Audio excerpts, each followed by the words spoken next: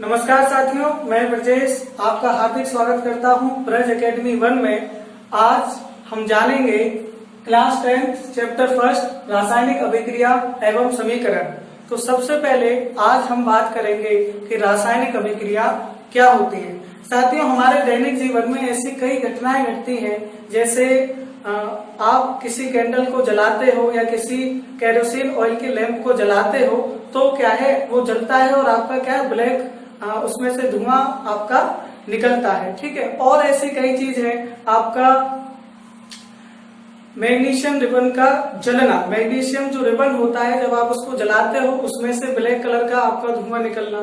और भी कई चीजें हैं जो हम दैनिक जीवन में और प्रायोगिक तौर पर हम उसको देखते हैं। तो आज हम बात करते हैं कि रासायनिक अभिक्रिया क्या होती है। रासायनिक का मतलब क्या होता है, रसायन अभिक्रिया का मतलब क्या है, वो आपका एक दूसरे से क्रिया करके उसको अभिक्रिया के रूप में परिवर्तित करें। ठीक है, तो अब हम जानते हैं रासायनिक अभिक्रियाओं के बारे में। साथियों, जब कोई रसायन, दो या दो से अधिक रसायन आपस में मिलकर नए पदार्थ बनाए, नए रसायन बनाए, तो उनको हम क्या बोलते हैं, आपका स्टॉप करना। तो साथियों, रासायनिक अभिक्रिया में क्या होता है आपका, जब हम किन्हीं दो या दो से अधिक रसायनों को मिलाते हैं तो हमको एक या एक से अधिक नए रसायन प्राप्त हो तो जाते हैं। ठीक है, और उसको हम क्या बोलते हैं, आपका रासायनिक अभिक्रिया हुई। या जब आपका कोई एक पदार्थ, उसमें किसी बाहरी कारण को हम लगाएं तो वो दो या अन्य नए पदार्थ आपका बनाता है, तो वो भी आपका क्या है, रासायनिक अभिक्रिया के अंतर्गत आता है। तो हम समझते हैं रासायनिक अभिक्रिया की परिभाषा। जब दो या दो से अधिक पदार्थ आपस में मिलकर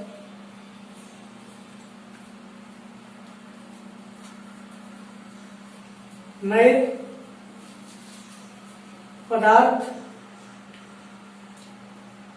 बनाते हैं, या कोई एक पदार्थ में यहां आपका कोई रसायन होगा, आपस में वियोजित होकर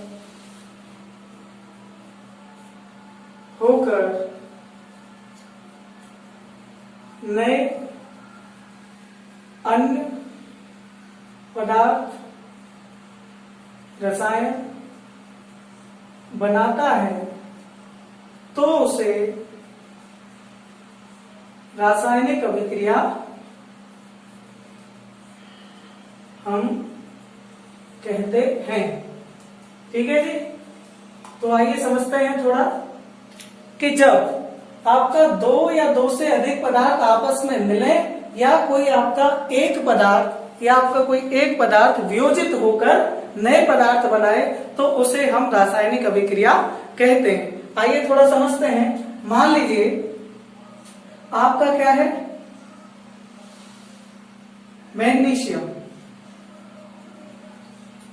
ये आपका किससे मिला, आपका ऑक्सीजन से मिला, और इसने आपका बनाया मैग्नीशियम ऑक्साइड। क्या बनाया जी, मैग्नीशियम ऑक्साइड। तो ये आपका क्या है, कोई दो पदार्थ हैं, इससे ज्यादा भी हो सकते हैं, और इसने क्या बना दिया, आपका एक नया पदार्थ बना दिया। ठीक है, अब हम समझते हैं, जो लेफ्ट में हम पदार्थ को लेते हैं या अभिक्रिया से पूर्व जिन पदार्थों को लेते हैं, उनको हम बोलते हैं अभिकारक। क्या बोलते हैं जी, अभिकारक। इंग्लिश में इनको बोलते हैं हम रिएक्टेंट्स। और आफ्टर रिएक्शन, अभिक्रिया के बाद जो हमको नया पदार्थ प्राप्त होता है, नया रसायन प्राप्त होता है, उसको बोलते हैं हम उत्पाद। क्या बोलते हैं जी, उत्पाद। और इसको इंग्लिश में बोलते हैं प्रोडक्ट। ठीक है, तो अब आप समझ गए होंगे कि रासायनिक अभिक्रिया क्या है। जब कोई आपका दो या दो से अधिक पदार्थ आपस में मिले और नए पदार्थ बनाए, या कोई एक पदार्थ किसी बाहरी कारण के द्वारा डिकम्पोज होकर, वियोजित होकर नए पदार्थ बनाता है, तो उसे रासायनिक अभिक्रिया कहते हैं। तो साथियों, आगे हम जानेंगे रासायनिक अभिक्रिया को संतुलित करना। उससे पहले आप इसका स्क्रीनशॉट ले लीजिए, जिससे आप अपना नोट्स कंप्लीट कर पाओ। तो साथियों, अब हम रासायनिक समीकरण संतुलित करना सीखेंगे नेक्स्ट स्टेप में। उससे पहले जानते हैं कि रासायनिक समीकरण क्या होता है, क्योंकि हमारे चैप्टर का नाम क्या है, रासायनिक अभिक्रिया एवं समीकरण। तो सबसे पहले तो हमने क्या जाना, रासायनिक अभिक्रिया क्या होती है। अब बात करते हैं हम रासायनिक समीकरण की। तो साथियों, कोई भी रासायनिक अभिक्रिया जो हमारे दैनिक जीवन में घट रही है या हो रही है, वो हमें पता तो चलती है कि जी हाँ, मैग्नीशियम रिबन को हम जला रहे हैं और उसमें से आपका क्या है, ब्लैक काले कलर का क्या निकल रहा है, आपका धुआं निकल रहा है। लेकिन उसको हम समझेंगे कैसे? इसलिए रासायनिक अभिक्रिया को समझने के लिए हम रासायनिक समीकरण का उपयोग करते हैं। जैसे मैंने आपको एक बताया था कि मान लीजिए आपका क्या है, मैग्नीशियम है, एग्जाम्पल के लिए, ठीक है। जो मैग्नीशियम है वो आपका ऑक्सीजन के साथ क्या करता है, अभिक्रिया करता है और आपका मैग्नीशियम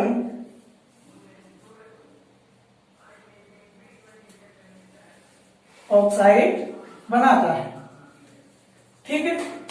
जब आपका मैग्नीशियम ऑक्सीजन के साथ अभिक्रिया करता है तो आपका मैग्नीशियम ऑक्साइड बनाता है। तो ये हमको पता कब चल रहा है कि जब हम इसको लिख रहे हैं, किसी सिंबल के माध्यम से लिखें या किसी शब्दों के माध्यम से लिखें।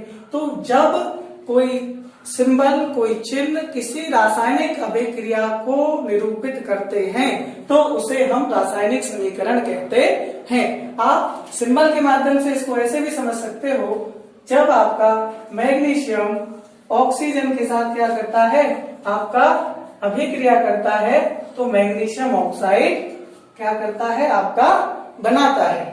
ठीक है जी। तो आपने समझा कि रासायनिक समीकरण आपका क्या होता है। अब आप देख रहे होंगे कि मैग्नीशियम और ऑक्सीजन तो है और आपका मैग्नीशियम ऑक्साइड बना है। क्या बना है जी, आपका मैग्नीशियम ऑक्साइड बना है, लेकिन हमने इसके आगे क्या लगाया है, कुछ नंबर लगाया है। इसके आगे भी क्या लगाया है, कुछ नंबर लगाया है। अब इन नंबर्स का जो खेल है वो हम आपको आगे बताएंगे। तो साथियों, अब हम समझते हैं रासायनिक समीकरण को संतुलित करना। ठीक है, रासायनिक समीकरण को संतुलित करने की आवश्यकता हमें क्यों होती है? क्योंकि आपने 9th में ही पढ़ा होगा या आप उसको आगे भी पढ़ोगे, द्रव्यमान संरक्षण का नियम, law of conservation of mass. उसके अनुसार वो आपका नियम क्या कहता है कि जितना आपका अभिकारकों का द्रव्यमान है उतना ही आपका जो उत्पाद है, जो प्रोडक्ट बन रहा है, उसके द्रव्यमान के बराबर होना चाहिए।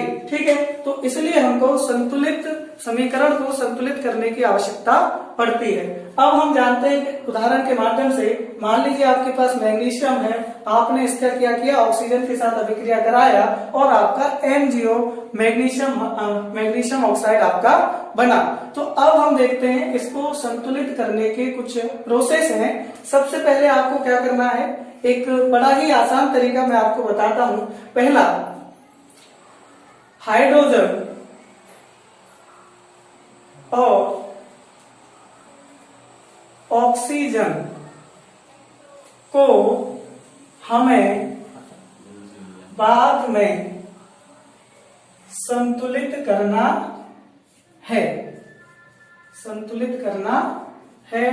और दूसरा, साथियों, अब हम देखते हैं कि रासायनिक समीकरण को संतुलित करने के लिए हमको किन स्टेप को सीखना है। सबसे पहले स्टेप की हम क्या बात करते हैं कि हाइड्रोजन और ऑक्सीजन को बाद में संतुलित करते हैं। यानी हमारे पास कोई भी रासायनिक समीकरण है, उसको हम उसमें देखेंगे जो ऑक्सीजन और जो हाइड्रोजन है उनको हम बाद में बैलेंस करेंगे। ठीक है।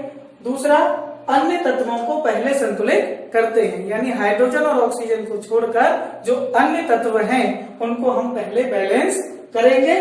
संतुलित करने के लिए प्राकृतिक संख्याओं n = 1 2 3 ... जो भी है आपका का गुणा करते हैं। ठीक है, तो रासायनिक समीकरण को संतुलित करने के लिए जो तत्व हैं उनके आगे हम क्या करेंगे, आपका प्राकृतिक संख्याओं का गुणा करेंगे।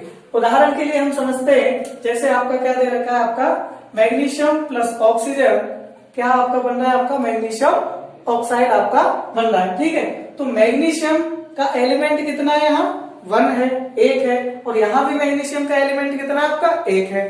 तो सबसे पहले हमने किसको देखा, मैग्नीशियम को, ना कि ऑक्सीजन को। तो Mg का 1, Mg का 1, दोनों तरफ Mg क्या है, आपका 1 है। अब बात करते हैं ऑक्सीजन की। ऑक्सीजन के यहाँ कितने आपका 2 है, और यहाँ ऑक्सीजन का आपका 1 है। ठीक है, तो आपको क्या करना है, यहाँ 2 है तो यहाँ भी आपको 2 बनाना पड़ेगा। ठीक है, तो आप क्या करोगे, इस ऑक्सीजन के आगे क्या लगा दोगे, 2 लगा दोगे, तो आपका O का कितना हो गया, 2। लेकिन साथियों साथ ही साथ आपका मैग्नीशियम का भी कितना हो गया, 2 हो गया, और यहाँ मैग्नीशियम का कितना आपका 1 है, तो आपको यहाँ भी मैग्नीशियम के आगे 2 लगाना पड़ेगा। तो आइए एक और बार देखते हैं, मैग्नीशियम का आपका क्या हो गया, 2 हो गया, ऑक्सीजन का आपका 2 है, यहाँ भी मैग्नीशियम का आपका 2 हो गया, और यहाँ भी ऑक्सीजन का आपका क्या हो गया, 2।